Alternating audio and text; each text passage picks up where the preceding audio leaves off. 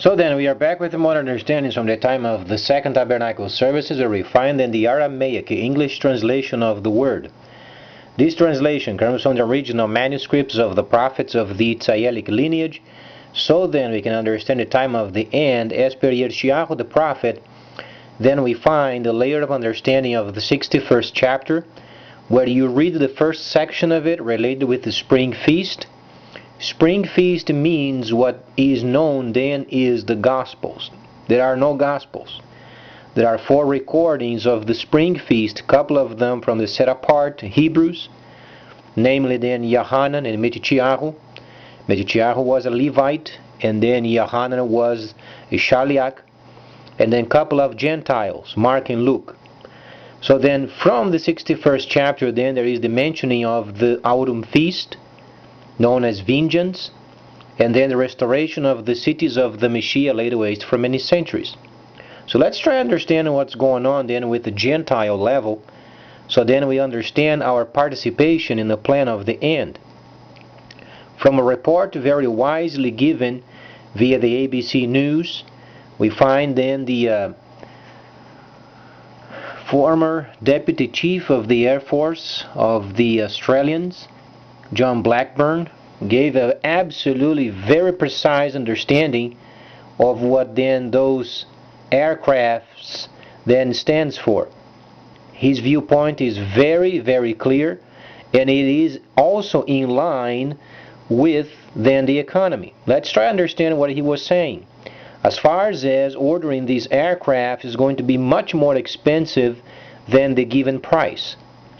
Not only this, but it's absolutely nonsense during a time where there is absolutely no way in this planet of then beat the combination of China and the Soviet Union as a unit and military power.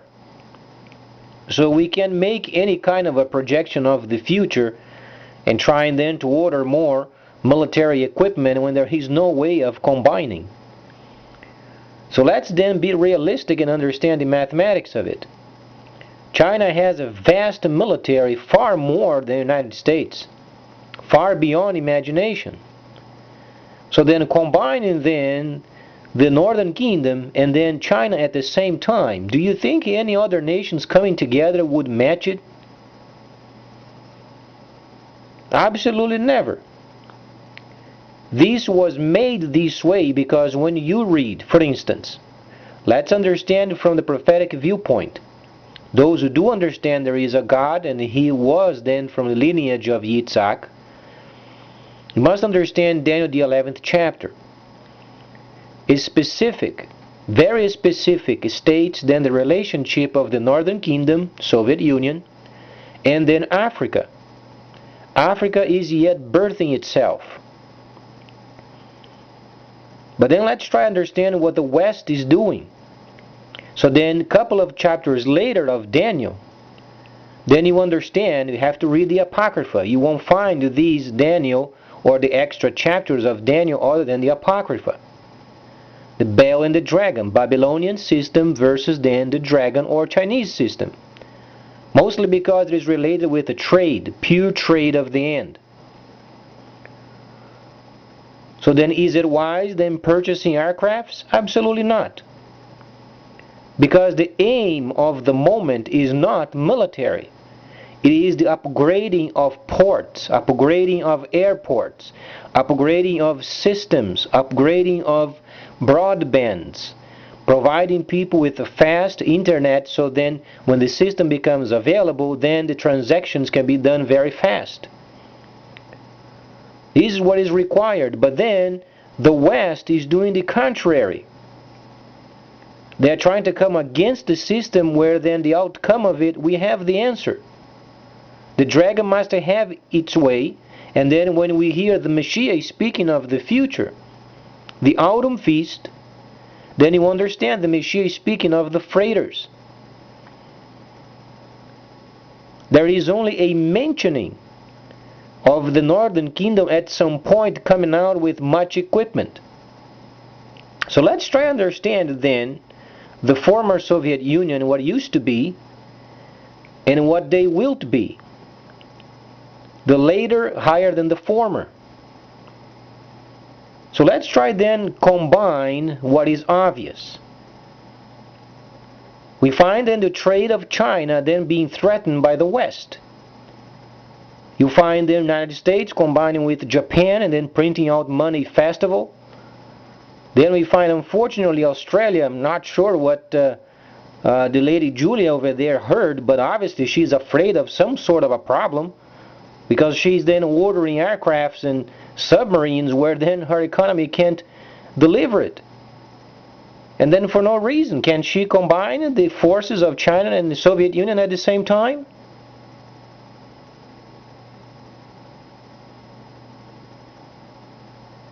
It's not even fair speaking of. There is no way of doing it.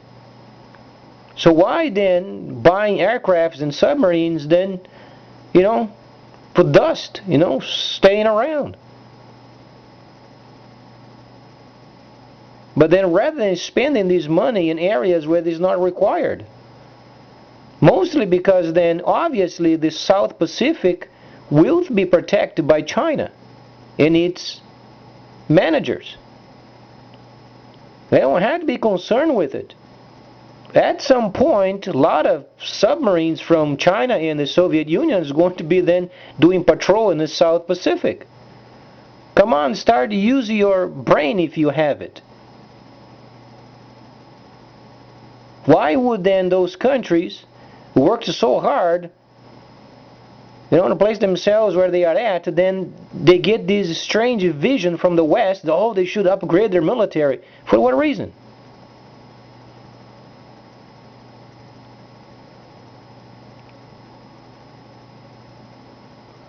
So this gentleman, Mr. John Blackburn, has a very important opinion.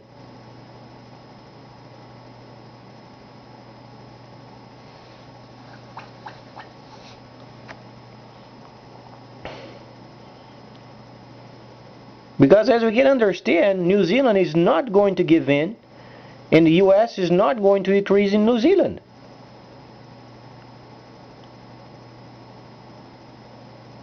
It's an area exclusive for trade, and they understand they must become obviously a potential of a great trade of the South Pacific. By doing this, they are in line with the Chinese system, and as a bonus, they get protection from China and the Soviet Union.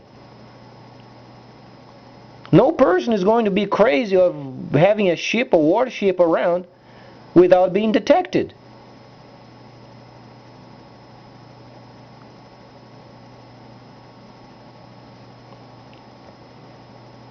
Not only this, then Indonesia is also thinking of upgrading their military. But there is no power that can match the Chinese.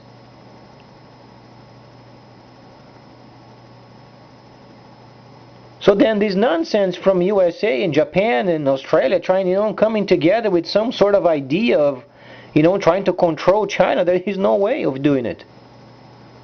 We can't come against instructions.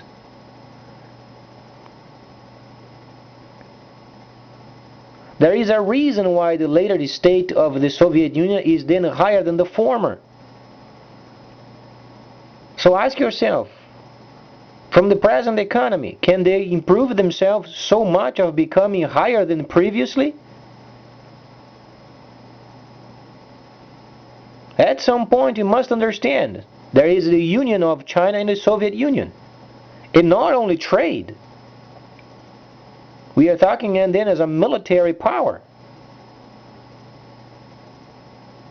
So then, why then the West is wasting time, going around and president going over there in Central America and trying to mesmerize the people with some sort of a cyber partnership of defense, security of some sort? That's BS, everybody knows. And then this Holter guy going over there in New Zealand, he's going to waste his time.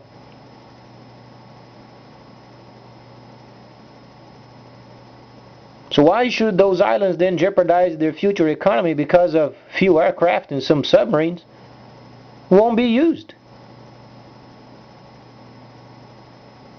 When the Pacific is in line with then the Chinese system, they are granted with security.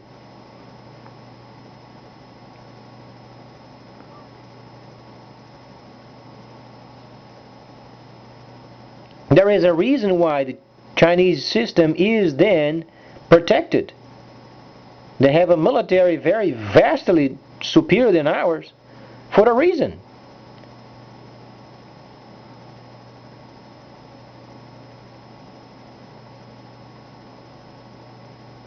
And also Panama, unfortunately, as you can understand, we hope that Panama has brains of maintaining itself as it is.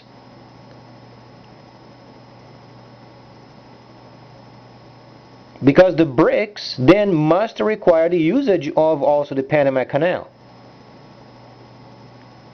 And the idea of our president going to Panama, it's because he wants soldiers, U.S. soldiers over there in Panama.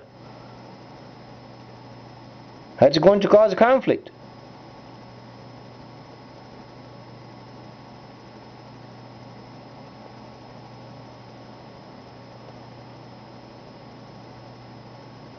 So let's always try to think twice before we speak.